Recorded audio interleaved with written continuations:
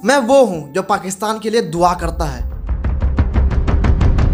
मैं वो हूं जो इंडिया के सोल्जर से ज्यादा पाकिस्तान के जिस्म की चिंता करता है। मैं एक लौता वो इंसान हूं जो ये चाहता है कि पाकिस्तान अमर रहे। अब अगर आपको ये लग रहा है कि मैं कोई पाकिस्तानी हूं तो सुन लो, मैं इंडियन हूं, मैं हिंदुस्तान में रहता हूं, मैं हिंदुस्तान का खाता हूं और मैं यहीं पर रहकर सांस लेता हूं। मैं तुम जैसे लोगों के बीच छुपा हुआ एक गद्दार चेहरा हूं जो अभी भी तुम्हारे जैसे लोगों के बीच में ही हूं। थोड़ा ज्यादा ही फिल्मी नहीं हो गया, मेरी एक्टिंग हो गई होगी, बट मेरे वर्ड्स, मेरी बातें सही है। खैर मैं आपको बता दूं कि यह वीडियो उन जैसे लोगों के लिए है जो इंडिया में रहकर पाकिस्तान का गुण गाते हैं। जिसको अक्सर दुश्मन देश समझा जाता है वो कतई ऐसा नहीं है। और जितना हमें यहाँ प्यार, और मैं कसम खा के कह रही हूँ, मैं काफी जगह घूमी हूँ, लेकिन लंदन, न्यूयॉर्क, इस्तांबुल, पेरिस सब फेल है लाहौर के साथ। आई थिंक हमें शुरू से करना चाहिए। शुरू 1947 में, हाँ, जब हमारा भारत आजाद हुआ था, उस समय सबसे बड़ा इंसानी मिसकैरेज हुआ। लाखों हिंदुओं और सिखों की लाश गिरा दी इन पाकिस्तानी जिहादियों ने। तब वो नहीं सुधरे। उसके बाद उन्होंने किया 1965 में अटैक। उस समय ने भी इंडिया ने साहब पेशेंस रखा। उसके बाद आता है 1971 का अटैक। पर इस बार कोई कितना सहता। 1971 में हिंदुस्तान ने पाकिस्तान के करीब 93,000 सैनिकों को जमीन की धूल चटा दी थी। बट ये लात के भूत हैं, बात से कभी नहीं मानते। दोबारा 1999 में उन्होंने गलती की। गलती क्या, गवारियत। कारगिल में ना जाने हमारे कितने ही जवानों का सर काट के भेज दिए उन्होंने। बट ये जाहिलियत सिर्फ हमारे सैनिकों तक सीमित नहीं रही, बल्कि इंडिया के लोगों पर भी इसका प्रभाव पड़ा। 2001 में जो पार्लियामेंट अटैक हुआ उसमें करीब 9 सिविलियंस मरे थे। 2008 में जब मुंबई अटैक हुआ तो 170 से ज्यादा लोग मारे गए थे और वहीं 300 से भी ज्यादा लोगों को पाकिस्तानी जिहादियों ने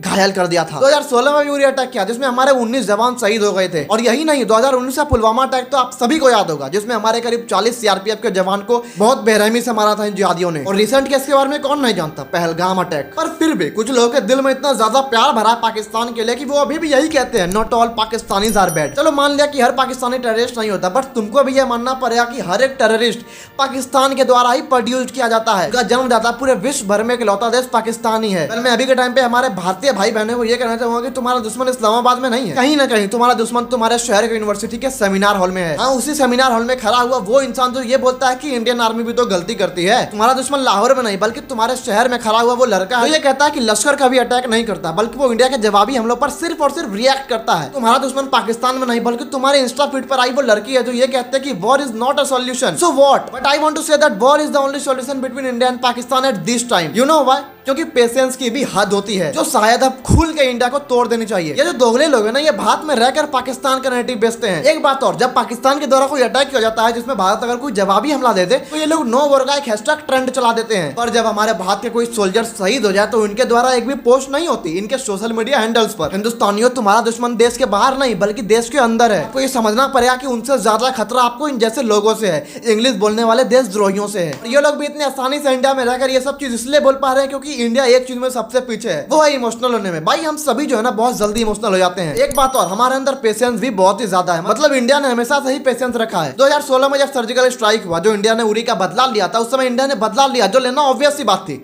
बट भाई बिना वॉर डिक्लेयर किए उस समय इंडिया चाहता तो वॉर डिक्लेयर कर सकता। बालाकोट एयर स्ट्राइक 2019, उस समय भी इंडिया ने घर में घुस के सिर्फ और सिर्फ टेररिज्म पर, सिर्फ और सिर्फ टेररिस्ट पर अटैक किया था। एक भी सिविलियंस को उससे नुकसान नहीं हुआ। और कुछ ही दिन पहले हुआ ऑपरेशन सिंदूर, इस बार भी इंडिया ने सिर्फ और सिर्फ टेररिज्म पर अटैक किया, सिर्फ और सिर्फ उनके बेस कैंप पर अटैक किए। एक भी सिविलियंस को कोई भी खतरा नहीं हुआ। बट इसका मतलब यह नहीं कि इंडिया पाकिस्तान के खिलाफ कुछ कर नहीं सकता। मैं आपको बताना चाहूंगा कि इंडिया के पास करीब 160 न्यूक्लियर वॉरहेड्स हैं। अग्नि 5 missile, one of the powerful missile in the entire world, जिसकी रेंज करीब 5000 किलोमीटर है। क्या यहाँ पर बैठे बैठे हम लाहौर को या फिर इस्लामाबाद को तबाह नहीं कर सकते? आसानी से कर सकते हैं भाई। आईएनएस विक्रांत एक न्यूक्लियर सबमरीन, ओशियन में पानी में तहलका मचाने के लिए ये अकेला काफी है। इंडिया के पास 1.4 मिलियन एक्टिव सोल्जर्स हैं। और अगर अभी सरकार ने आर्मी के लिए भर्ती निकाल दी ना, तो भाई वो भर्ती ले नहीं पाएंगे। इतना लोग तत्पर हैं पाकिस्तान को मिट्टी में मिलाने के लिए। एक चीज और, पूरे वर्ल्ड में India 3rd most powerful air force है। इसके बाद भी भारत इतना चुप रहता है, क्यों? क्योंकि भाई हम सिर्फ और सिर्फ शांति चाहते हैं। बट अगर इंडिया चाहे तो पाकिस्तान के लिए 72 आवर्स मैक्सिमम है मिट्टी में मिलाने के लिए। देखो ये वीडियो एक वार्निंग थी उन जैसे लोगों के लिए जो भारत में रहकर यहाँ की रोटी तोड़कर पाकिस्तान का गुण गाते हैं। ये वीडियो वार्निंग थी उन जैसे लोगों के लिए जो फॉरेन से फंडिंग लेकर इंडियन आर्मी को गालियां देते हैं। और ये वीडियो सिग्नल है आपके लिए भी, इंडिया का साथ सिर्फ वॉर के समय नहीं देना है, बल्कि हमारे देश में छुपे ऐसे गद्दारों को पहचान कर उनको सबक सिखाकर है। मैं आपसे पूछता हूँ, क्या आपके अंदर वो आग है?